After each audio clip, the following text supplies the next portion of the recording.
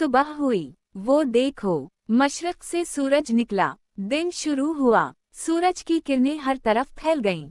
सुबह का वक्त बड़ा सुहाना है।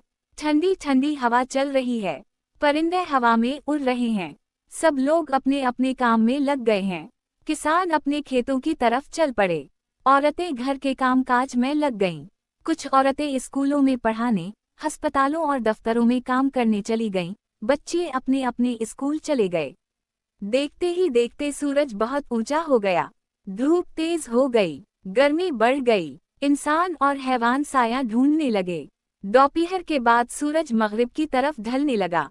गर्मी कम होने लगी, साए मशरक की तरफ लंबे होने लगे। लो, शाम हो गई, सूरज मगरिब में छुप गया। अंधेरा फैल गया, आसमान पर सितारे चमकने लगे।